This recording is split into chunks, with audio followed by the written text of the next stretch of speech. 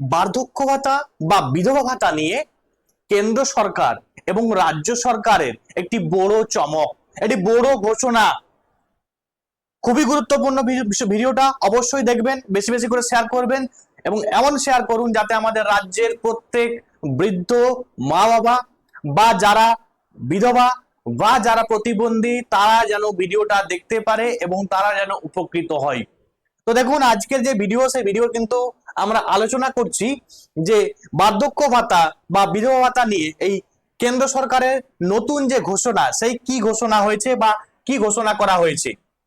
না, বার্ধক্য ভাতা বা বিধবা ভাতা নিয়ে একটি বড় আপডেট। পশ্চিমবঙ্গে প্রায় 5 লক্ষ নতুন উপভোক্তার নাম কিন্তু যুক্ত হতে চলেছে। মানে আপনারা অনেকেই আছেন যারা হচ্ছে এই বার্ধক্য ভাতা বা বিধবা ভাতার জন্য আপনারা ফর্ম ফিল আপ করে এসেছেন, তো তাদের জন্য খুবই গুরুত্বপূর্ণ। না, বার্ধক্য ভাতা নিয়ে বড় আপডেট। রাজ্য সরকার বার্ধক্য ভাতার উপভোক্তা সংখ্যা বাড়ানোর জন্য কেন্দ্রের কাছে আবেদন করেছিল, সেই আবেদনের অনুমোদন দিয়েছে বলে জানানো হয়েছে। এর ফলে পশ্চিমবঙ্গে প্রায় 5 লক্ষ নতুন নতুন উপভোক্তা বার্ধক্য ভাতার আওতায় আসতে পারেন।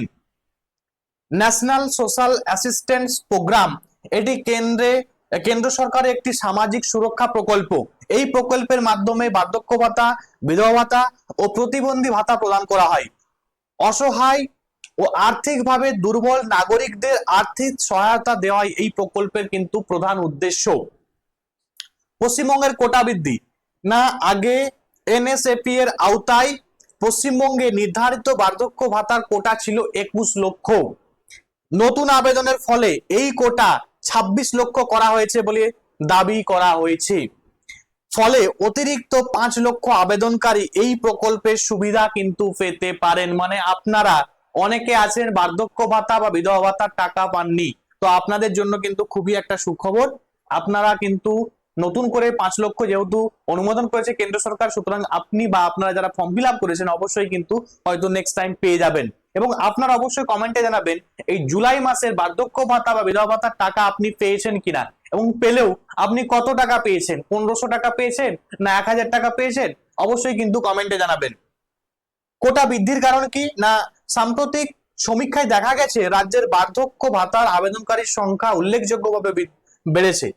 রাজ্য সরকারের দাবি ছিল বর্তমান কোটা আবেদনকারীর তুলনায় অপর্যাপ্ত, তাই কেন্দ্রের কাছে কোটা বাড়ানোর কিন্তু অনুরোধ করা হয়েছিল বা করা হয়েছিল, যার ফলে কিন্তু কেন্দ্র সরকার একটি অনুমোদন দিয়েছে আরো এক্সট্রা 5 লক্ষ। রাজ্য সরকার এবং এই যে অনুমোদনটা কিভাবে দেওয়া হলো, না রাজ্য সরকার এবং কেন্দ্র সরকারের মধ্যে একটি বৈঠক হয়েছিল।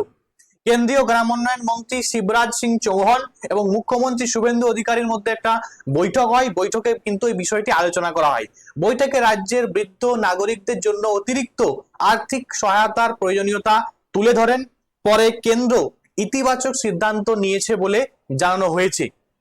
এবারে সব থেকে যেটা দাবি উঠছে যে এই বার্ধক্য ভাতার পরিমাণটা, তো এই ভাতার পরিমাণ নেই বলে দিই, বর্তমানে বার্ধক্য ভাতা 1000 থেকে 1500 টাকার প্রস্তাব এবং সিদ্ধান্তের কথা কিন্তু উল্লেখ করা হয়েছে।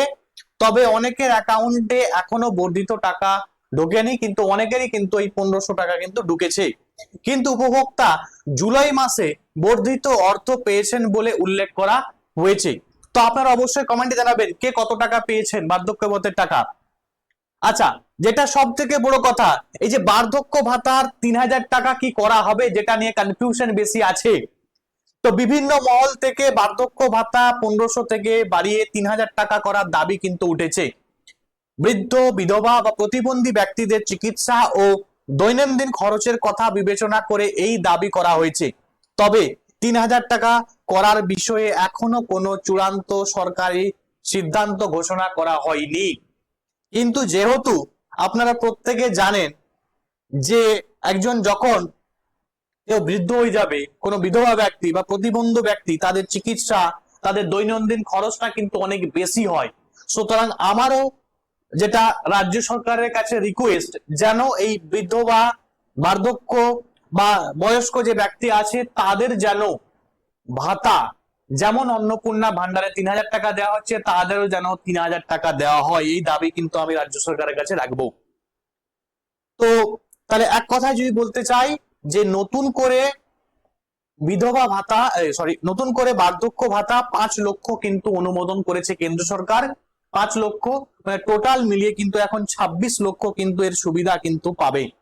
তো অবশ্যই ভিডিওটা শেয়ার করে দিন বেশি বেশি করে, এবং রাজ্যের প্রত্যেক বিধবা বা বৃদ্ধ মানুষকে ভিডিওটা দেখার জন্য সুযোগ করে দিন। আজকে ভিডিও এখান পর্যন্ত, থ্যাংকস ফর ওয়াচিং।